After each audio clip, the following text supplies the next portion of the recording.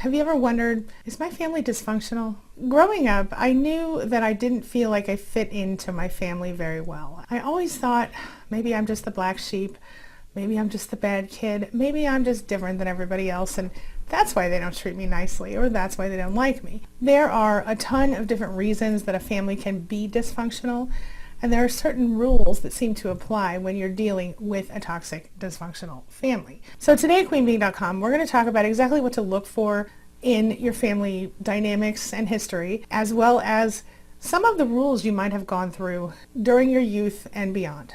So let's get started.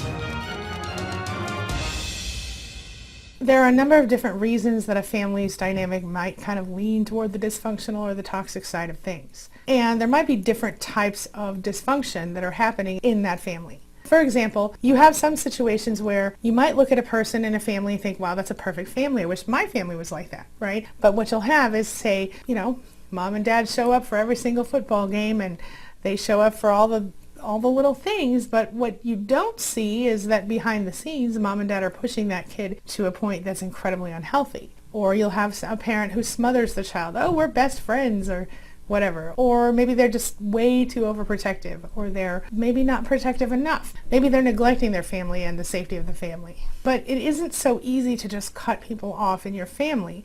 And so how do you know where to draw that line? And where is the line between functional and semi-normal and dysfunctional and toxic? How do you find that spot? How do you know what a toxic family looks like versus a non-toxic family? Well, let's start right there. In a healthy family, you will find that everyone is allowed to have their own opinion, and that while sometimes arguments and disagreements might happen, you talk it out and you work through it, and sometimes you agree to disagree.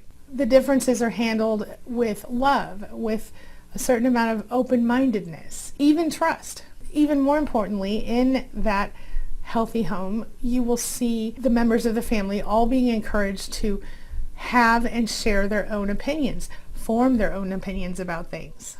The members of this family will be encouraged to speak up about their feelings and have a friendly debate now and then even. And in the healthiest families, kids are taught to create their own sort of reality and taught to follow their own hearts, their own passion within reason, to live their life on their own terms, kind of.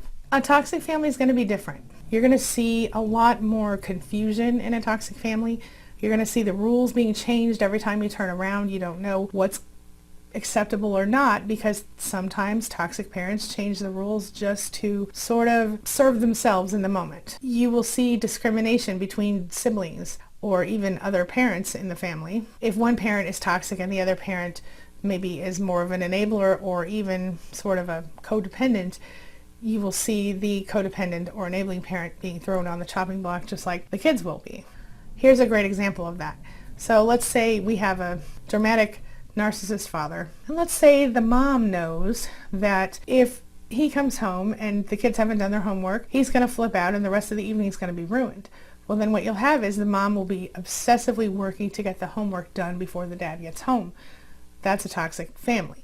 See, because in that case, it's not whatever's best for the kids or anything like that, or even for the mom. It's whatever makes the dad not yell at us. Do you understand what I mean? And that's just one example. This can happen on a broad spectrum. The worst part is that being part of a toxic family will inevitably, especially for the people affected by the toxic person or the toxic people, will inevitably lead to depression, anxiety, stress, CPTSD, and a number of other issues. So what do you expect to see when you're dealing with a toxic family? What are the signs and symptoms of a dysfunctional family? The first one is that you feel unsafe, or you might feel unsafe at varying times in your life. You feel unsafe to the point that your body and your mind are almost always in sort of a hypervigilant state, almost like you're in fight or flight mode all the time. In fact, that might be literally what you're dealing with. And if not that, you might be in the frozen state. I remember growing up being kind of sick to my stomach every time I had to go home from school, and I think it was related to the fear of what was going to happen. I didn't feel totally safe. And number two, you don't feel accepted unless you're doing what they want you to do.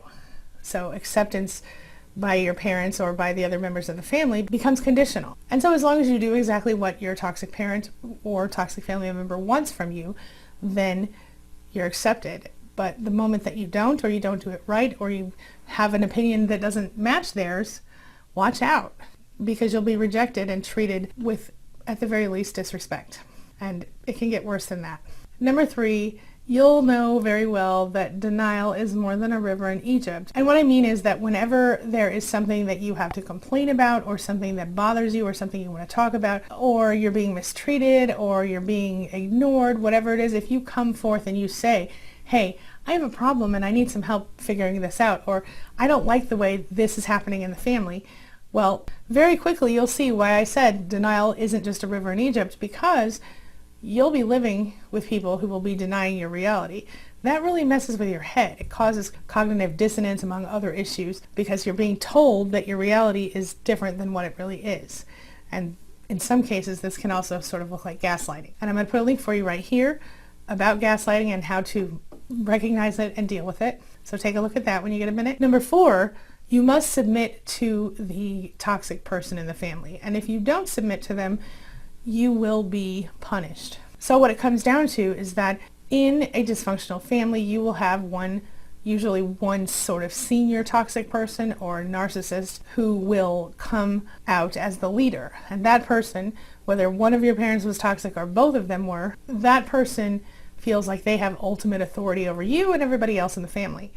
And if you don't give them their props, if you don't let them have the ultimate authority, again, you'll be punished, maybe by silent treatment, maybe by something different, but you will feel the effects and it will not be good. Number 5, your appearance matters more than it should. And what I mean is, especially to people outside of the family, how you appear matters. Whether this is physical appearance, or this is grades, or this is showing up at a certain place at a certain time, whatever that particular toxic person's sort of preferred method of looking perfect is, whether it's physically or otherwise, you need to follow that, or, again, you're going to feel the consequences. And so what it comes down to is that even if everybody in the family is suffering, the whole family has to keep smiling. And if they don't, you know what happens next. Trouble. Number 6, rage becomes the norm. In most families, healthier families, to see someone fly into a rage would shock everyone in the family. It's not a normal occurrence. But when you're talking about a dysfunctional family, rage is something that you expect and you see on a consistent basis. So be aware of that. If you're dealing with someone who has rage all the time, who's always angry, that's not healthy or normal. That's dysfunctional. This type of rage is usually irrational, is unfounded in many cases, or unfair. It can be explosive and in some cases even violent. Sadly, if there are other people in the family who struggle with different mental health issues or other types of trouble, this can be magnified in that type of dysfunctional family. Number 7, there's always a scapegoat. Whether it is you or it's a parent, someone in the house is always getting the blame for everything. This could be anything from losing a receipt to spilling chili all over the floor to, you know, something bigger like the family going broke. Regardless of what it is, somebody in the family has to take the blame and has to be prepared to do that. And usually it's the person who is the family scapegoat. Unfortunately, in my case, I was the family scapegoat. And this will also be the person that the narcissist tends to take out a lot of their issues on in a toxic family structure. So if you want to know more about a toxic family structure and what that looks like, I'm going to make a playlist for you and I'm going to put it right here. So make sure you take a look at that when this video is over. Number 8, you will be pitted against siblings and other family members, almost like you're in competition with each other for not only awards and things throughout your life, but also for the love of the most toxic parent in the house. What's really bad about this is that it sort of separates siblings and who might otherwise have been loving siblings, who might otherwise have been great friends. They're separated and made to compete for this person's love. And if they never recognize that the family is toxic, very often they don't ever go back to being part of that family. And it's pretty heartbreaking for a lot of people. Number 9, you have to take sides.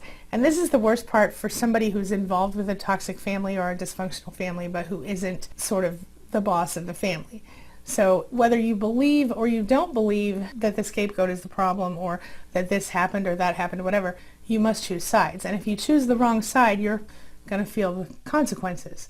Now, I probably don't have to tell you this, but in a toxic family, in a dysfunctional family, the right side to choose to not have the trouble would be the side of the toxic parent or the narcissist. But you'll notice the scapegoat very often stands alone.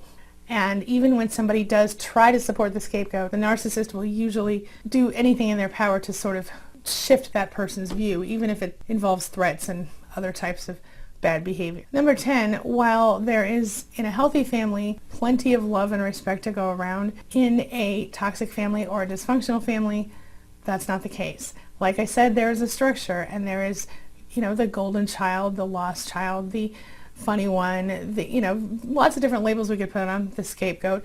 But what it comes down to is that while they might have all the material things in the world, and that's not always the case, the love and the respect and the compassion, that is on very limited supply and usually only shelled out to those who are deemed worthy by the toxic person. And there's a lot of blame, a lot of shame that happens, and it's really unhealthy for all involved.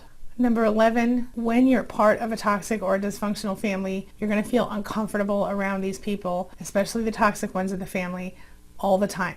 You're going to look back and you're going to notice, never once have I really enjoyed myself in that person's presence. Or if you did, there is such an extreme other side of that suddenly you realize that maybe all the things you did enjoy were just less painful than the other things that you dealt with. Being vulnerable in a dysfunctional family, being open with who you are, it puts you essentially in line for years, maybe decades of consistent over-criticizing, undervaluing abuse. How do you deal with being part of a dysfunctional family?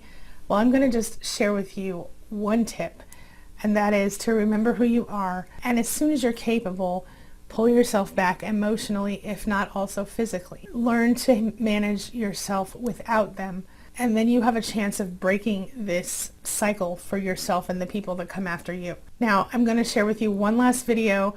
I will put it in the first pinned comment below.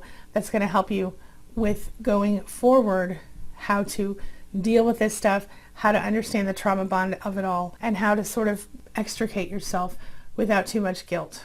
This will be a little playlist rather than just a video. All right? That'll be in the pinned comment below. And if you're interested in knowing more about this stuff and you'd like me to make more videos on this, please leave me a comment below saying so. And this brings me to the question of the day. And the question of the day is, did you grow up in a dysfunctional family? Did you know that before, or is this news to you? Share your thoughts, share your ideas, share your experiences in the comment section below, and let's talk about it. As always, thank you so much for being a part of my day and a part of my life. And hey, thanks for letting me be a part of yours. It really does mean a lot to me. I'll see you soon.